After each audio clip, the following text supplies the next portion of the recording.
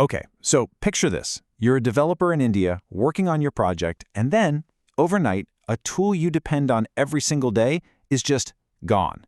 Today, we're going to unpack the really strange story of how a platform called Supabase got blocked, and what that might mean for India's whole tech scene. And look, this isn't some hypothetical what-if scenario. This is exactly what happened to thousands of developers across India. One morning, they woke up and boom, the very foundation of their projects was suddenly inaccessible. No warning, no explanation, nothing. So, to really get why this caused such an uproar, we have to talk about the tool at the center of this whole mystery. What even is Supabase? All right, so Supabase is what's known as a backend as a service, or BaaS for short.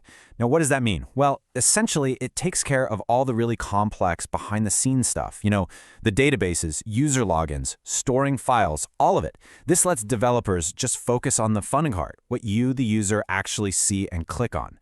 Think of it like this. Instead of building a whole professional kitchen from scratch, you just get to rent one that's already fully equipped and ready to go. Now, if you're trying to get a handle on what Supabase is, probably the easiest way is to think about Google's Firebase. A lot of people have heard of that. Supabase is basically a really popular open-source alternative. It gives you all the same kinds of powerful tools, but with this extra flexibility that developers, they absolutely love.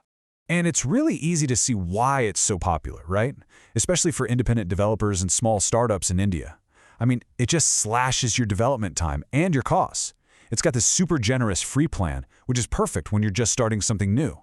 And honestly, it just makes things easier.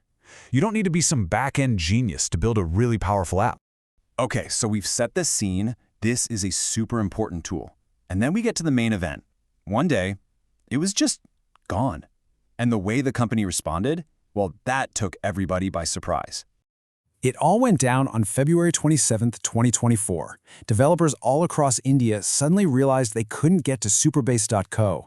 And this wasn't just a small glitch, it was a total block, affecting people on Jio, Airtel, all the big providers. If you were relying on Supabase, well, your work just slammed to a halt. And this is where the story gets even weirder.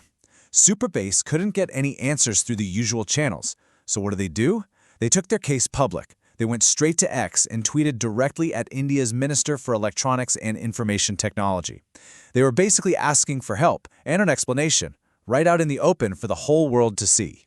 So you have to understand, a block like this isn't just some abstract technical issue. No, it has a very real, very human, and very economic impact. So let's talk about who actually got hit by this. First off, you've got to get the scale of this. Supabase serves millions of developers all over the world, and India's amazing tech community makes up a really significant chunk of that. So we're not talking about some tiny niche tool here. We're talking about a massive, massive user base. And the fallout was pretty much instant. You had live apps, ones with actual customers, that suddenly started breaking. All the day-to-day work on new projects, totally blocked. And for those independent developers, man, this wasn't just some inconvenience. It was a direct shot at their ability to build things and to compete with people anywhere else in the world. Which brings us to the real heart of the matter, the central puzzle in this whole thing. It's a question that, even now, hasn't really gotten a clear public answer. And it's the one question that was on everybody's mind. Why? Why would a government block a tool that's for builders?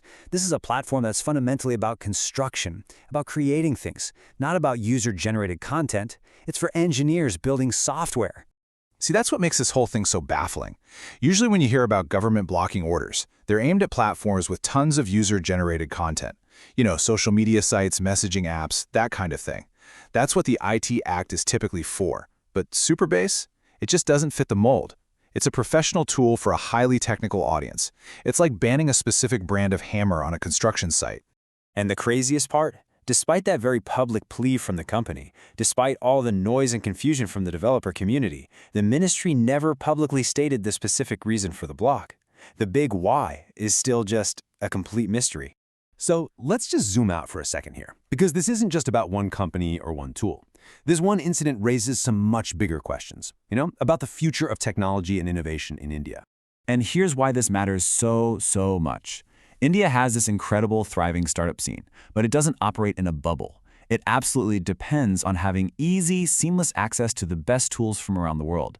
That's how it stays competitive, how it innovates on a global stage. And so that leaves us with this one final and really critical question. If a foundational tool, a digital hammer and nails for builders, can just be switched off without any clear public reason, what kind of message does that send? What does it say to all the innovators, the entrepreneurs, the developers out there who are literally building India's digital future? It's a heavy question, and one the entire tech community is still wrestling with.